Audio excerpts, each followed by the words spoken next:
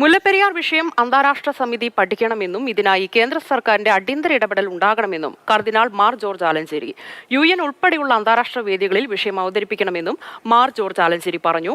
അണക്കെട്ട് ഡീകമ്മീഷൻ ചെയ്യണമെന്നാവശ്യപ്പെട്ട് മുല്ലപ്പെരിയാർ ജനസംരക്ഷണ സമിതി സംഘടിപ്പിച്ച കൂട്ട ഉപവാസം ഉദ്ഘാടനം ചെയ്യുകയായിരുന്നു അദ്ദേഹം.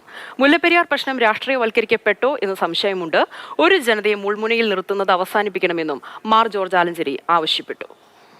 ഇത്രയും വർഷങ്ങൾ യാതൊരുവിധ പുനഃപരിശോധനയും നവീകരണവുമില്ലാതെ ഒരു ഡാം മുന്നോട്ട് പോകുക സാധ്യമല്ല. ശാസ്ത്രീയമായിട്ട് നാം കാണിക്കുന്നത് വലിയ ഒരു അവഗണനയാണ്. അതുകൊണ്ട് ഇതിന് പരിഹാര മാർഗങ്ങൾ കണ്ടെത്തേണ്ടത് കേരള തമിഴ്നാട് സർക്കാരുകളുടെയും നമ്മുടെ കേന്ദ്ര സർക്കാരിൻ്റെയും ഉത്തരവാദിത്വമാണ്. സംസ്ഥാനങ്ങളുടെ അടിസ്ഥാനത്തിലുള്ള ചിന്തകൾ എല്ലാം മാറ്റി കിട്ടണമെന്ന് വരികിൽ ഒരു അന്താരാഷ്ട്ര സമിതി ഈ പ്രശ്നം പഠിക്കേണ്ടിയിരിക്കുന്നു. കേന്ദ്ര സർക്കാർ, നമ്മുടെ പ്രധാനമന്ത്രി ഇപ്പോൾ പല രാജ്യങ്ങളും സന്ദർശിച്ച് ഈ ഭാരതത്തിൻ്റേതായ നില ഉയർത്തിയിട്ടുണ്ട്. അപ്പോൾ അങ്ങനെയുള്ള അദ്ദേഹത്തിൻ്റെ പരിശ്രമങ്ങൾ വഴിയായിട്ട് UNO-യിലോ